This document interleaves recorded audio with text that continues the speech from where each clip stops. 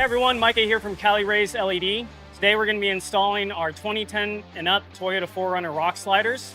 These fit all models, including the ones with the KDSS system on it. What you're going to get in your kit is the 2 sliders. Then in the box, it's going to come with your hardware, 2 mounting plates, 2 clamps, then an info sheet with a QR code that you can scan, as well as a decal for you. The tools that you're going to need today are a 13mm socket and wrench, 9/16, as well as a 3/4. It'd be helpful to have an impact wrench with you as well.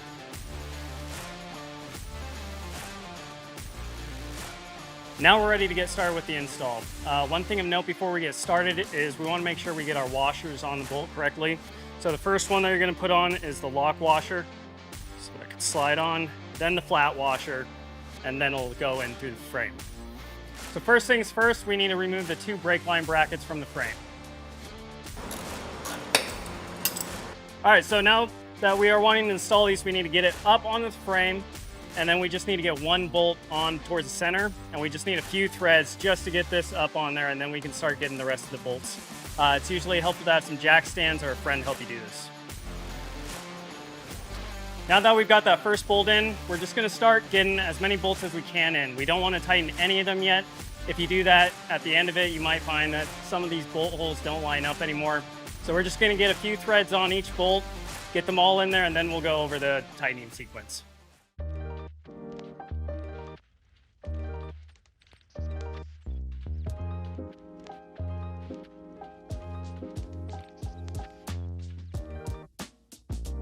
In your hardware kit, you're gonna get 2 longer bolts. These ones are gonna be used for the holes that the brake line brackets have.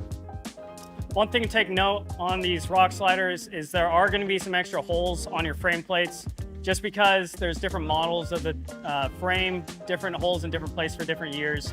So if you have some empty holes with nowhere to put a bolt, don't worry about it, it's for a different version. Here's the hardware you're gonna need for the inside of the passenger side. You're gonna have your bolt, then a washer, then your aluminum spacer, then a clamp, then another washer, and then a lock nut. Let's go see what it looks like on the truck. All right, so the way that we need to install this, we're gonna put the bolt in one of our washers. We're gonna put that through the hole. Then we're gonna put our spacer through.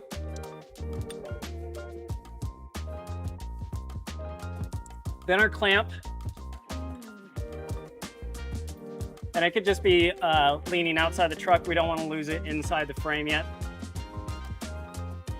Another washer, and then the hex nut goes on. Once that hex nut is on, you can go ahead and spin this into the frame. We just wanna make sure that we didn't lose it in there accidentally. And then we can go ahead and tighten that up at the end like everything else.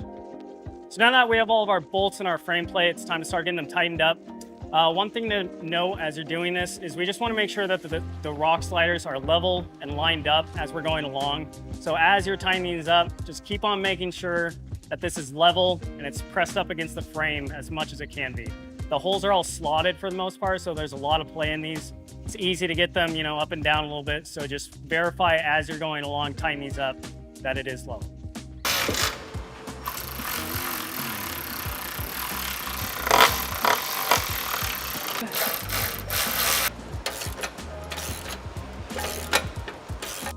All right, so now that we're done with the passenger side, we're gonna go ahead and move on over to the driver's side. Basically, strategy is gonna be exactly the same. You're gonna get it up on there, get a bolt in, thread it in a little bit, then just find the rest of the holes, get all those other bolts in. Only big difference are these 2 frame plate mounts. I'll go ahead and show you these once we're about halfway through how to get these done. Only other thing other than that is the skid plates. If you have a factory skid plate for the gas tank, ours is gonna go below it. But if you have one of our gas tank skid plates, ours is gonna go above it and the skid plate will go underneath it. So let's go ahead and get started.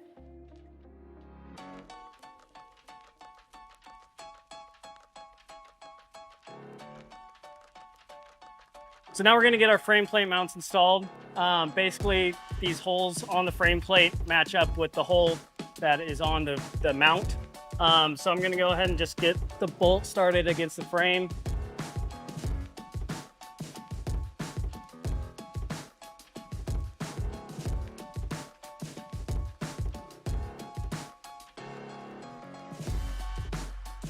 So now that we got all the bolts slightly in, we're gonna go ahead and tighten them up while making sure that the rock slider is fully level and pressed up against the frame.